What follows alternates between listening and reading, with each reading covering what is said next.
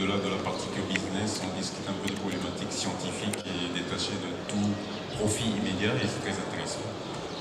Donc nous allons parler de la partie conversion des CAC.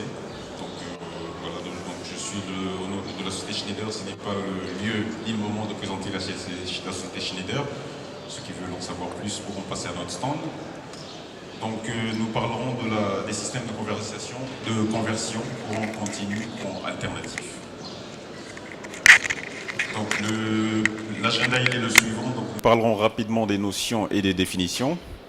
Nous passerons un peu d'ingénierie, donc pour faire plaisir à la communauté scientifique qui est là et aux étudiants. Donc un peu de schéma, un peu de thyristor et de transistor.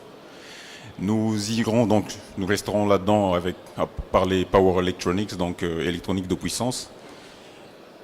Nous parlerons un peu du fonctionnement de ces systèmes pour dire comment elle est faite la conversion courant continu, courant alternatif. Et nous reviendrons sur les communs des mortels, je dirais, sur les applications normales que tout le monde perçoit sur ces systèmes-là. Voilà. Donc aujourd'hui, la conversion courant continu, courant alternatif est faite par un équipement que nous appelons onduleur. Donc vous en avez beaucoup vu au salon, vous avez circulé, vous entendez parler d'onduleur, qu'on appelle en anglais inverter.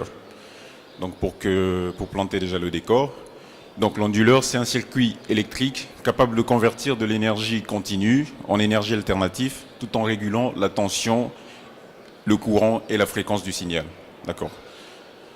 Donc aujourd'hui, dans le système photovoltaïque, qui est aujourd'hui le grand thème de notre salon, les panneaux produisent de l'énergie en courant continu via un effet photoélectrique qui consiste au bombardement des photons sur les cellules photosensibles qui produisent du courant continu.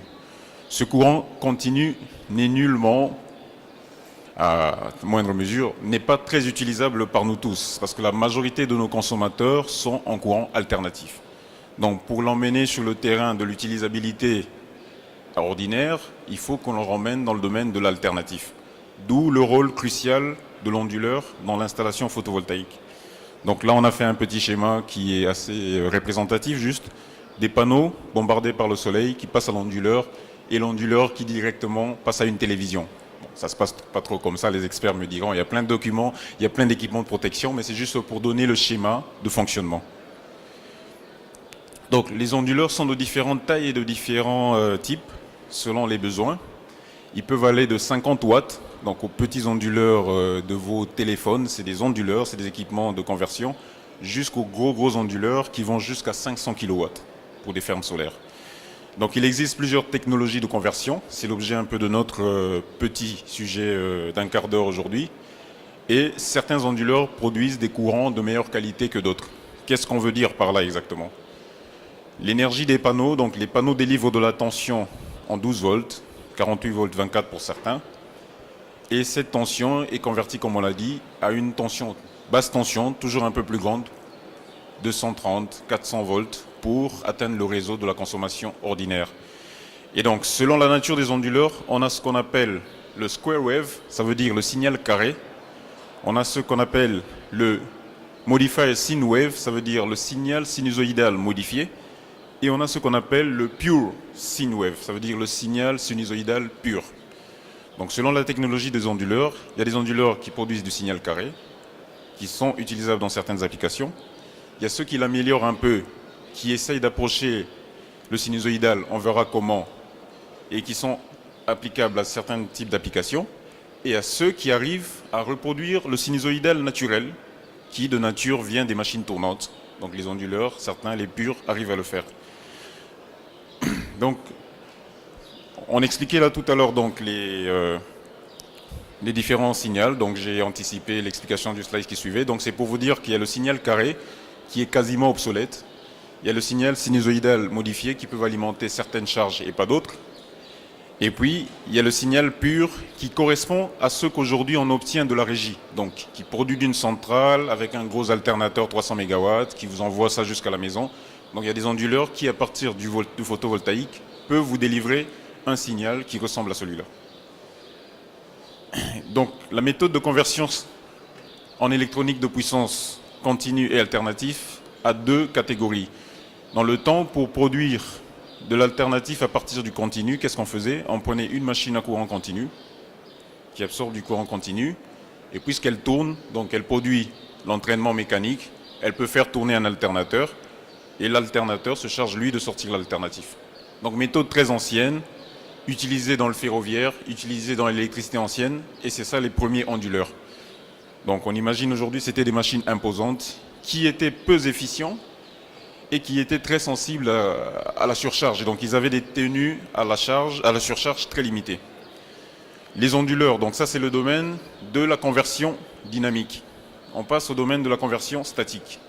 Donc les onduleurs électroniques sont des convertisseurs statiques. Donc ils ne tournent pas, juste via un circuit de commutation, ils arrivent à produire le signal qu'ils produisent. Donc c'est des équipements qui utilisent une combinaison de circuits de commutation, on va les voir, pour switcher sur du signal continu, selon une périodicité et une cadence bien définie, et sortent du courant alternatif.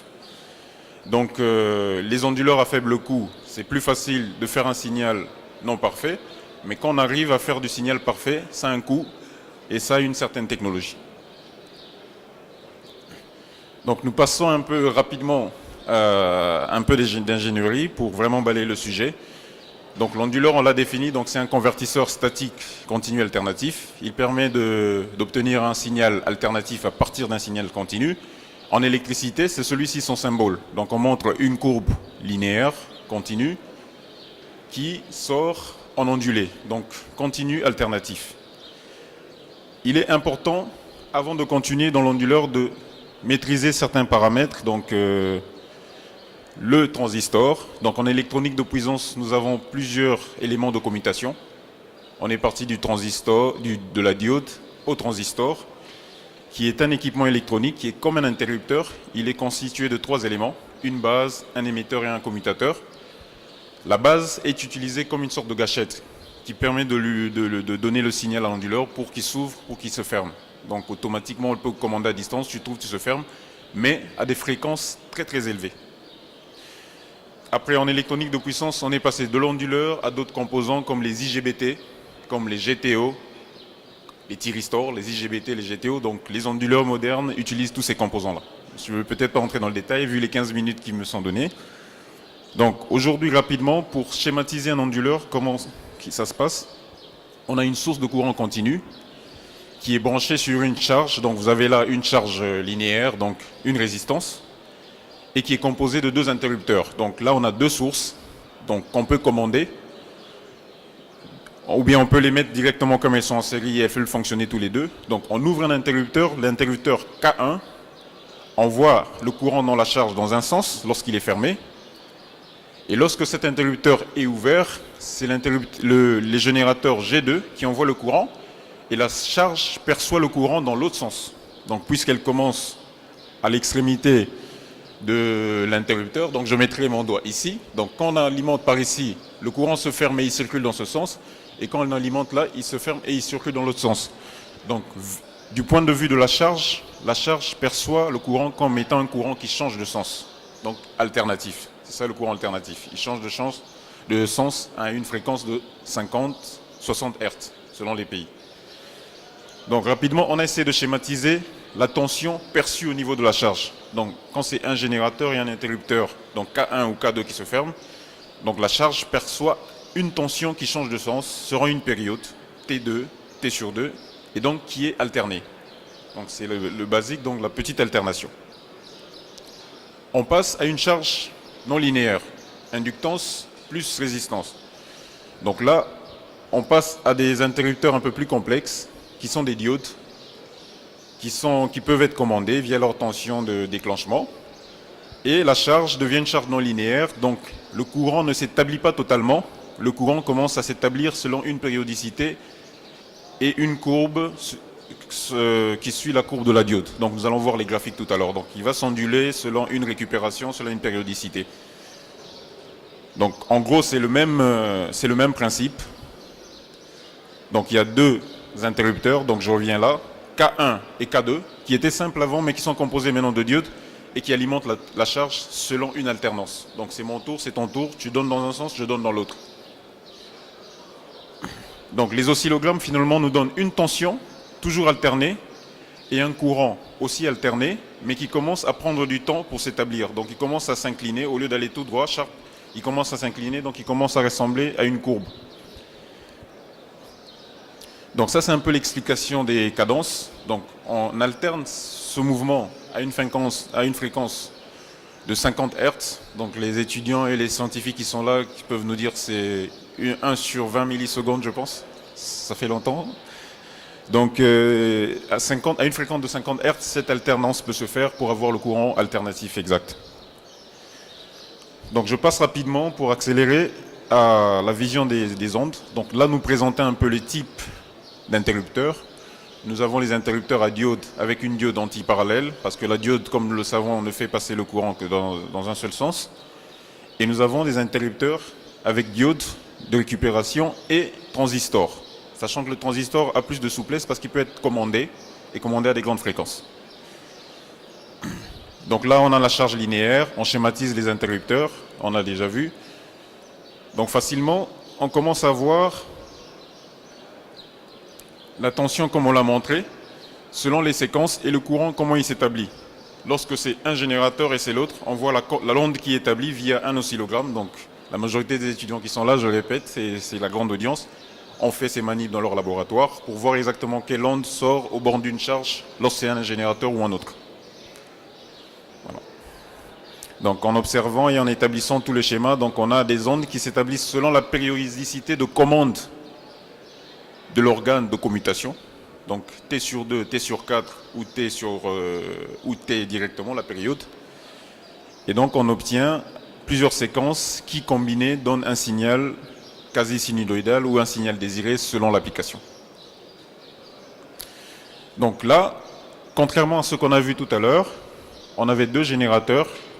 Donc c'était des générateurs qui alternaient avec des interrupteurs. Sur ce schéma, c'est un pont qui ressemble à un pont de Grace. C'est un générateur qui donne à 4 interrupteurs.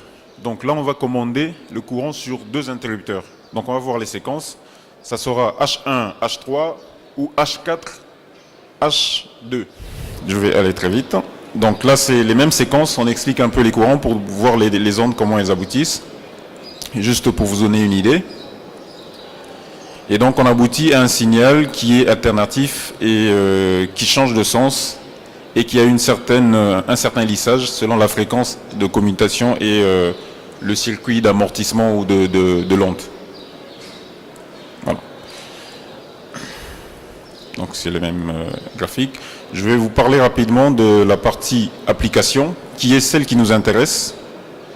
Donc aujourd'hui, les convertisseurs DC-AC, comme on l'a vu brièvement, on n'est pas allé dans les détails. Je crois qu'il y a assez de compétences parmi nous, certaines personnes qui ne sont pas dans l'audience, qui sont peut-être même plus compétentes pour parler de ces matières, plus que nous, et certains qui sont là. N'hésitez pas à poser plus de questions si vous voulez des plongées ou bien des précisions plus particulières sur un thème. Donc aujourd'hui, nous, Schneider Electric, nous sommes spécialistes de la gestion d'énergie et nous sommes aussi connus par notre maîtrise de l'électronique de puissance. Donc avant qu'il y ait dans le monde cette tendance du solaire, nous étions déjà dans la conversion d'énergie via des variateurs de vitesse qui sont très connus, que nous faisons dans le ferroviaire, et via notre branche onduleur, parce que nous sommes aussi grands fournisseurs de data center. Et donc le solaire n'est que le bienvenu dans un domaine que Schneider maîtrisait déjà. Donc nous étions déjà dedans, donc nous avons fait que parfaire ce que nous faisions avant. Et pour vous illustrer aujourd'hui les applications les plus complexes d'électronique de puissance, c'est par exemple la variation de vitesse, parce que dans ces équipements, vous avez ce qu'on appelle la double conversion. Un variateur de vitesse, c'est quelque chose qui est censé commander un moteur alternatif ou continu pour varier la fréquence. Donc qu'est-ce qui se passe? Un signal alternatif est converti en courant continu dans un équipement qu'on appelle redresseur. Donc le redresseur, entre parenthèses, c'est comme l'onduleur, c'est l'un des équipements d'électronique de puissance qui convertit l'énergie, mais il le fait dans l'autre sens. Il le fait dans l'alternatif au continu et l'onduleur rattrape ce continu en alternatif pour varier la fréquence et commander un moteur. Donc rapidement, donc c'est ça, il y a des schémas plus compliqués, mais ce n'est pas l'ordre du jour. Donc pour vous dire, c'est un sujet qui nous intéresse. Donc aujourd'hui, nous sommes un peu l'un des experts perçus au niveau commercial, mais nous avons des laboratoires qui travaillent vraiment d'une manière très poussée sur ces sujets. D'accord ? Donc voilà rapidement, il ne me reste pas beaucoup de temps. Donc les applications donc, de la conversion DCAC, donc c'est la traction ferroviaire, c'est la production d'énergie éolienne domestique, c'est les alimentations sans interruption, donc onduleurs, UPS, les data centers, le réseau bancaire, les télécoms. Donc je vous laisse imaginer les catastrophes lorsque une antenne de Maroc Télécom se plante dans une région, dans une ville. Donc ces gens ont besoin d'alimentation interrompue, donc ils utilisent ces équipements. Donc les onduleurs sont aussi utilisés dans vos chargeurs de voiture. Lorsque vous branchez votre allume-cigare, c'est presque le même principe. Et ils sont utilisés dans ce qui nous réunit aujourd'hui, l'énergie solaire photovoltaïque. Donc je m'arrête sur ce volet et je vous remercie de votre attention et nous restons à votre disposition pour toute question.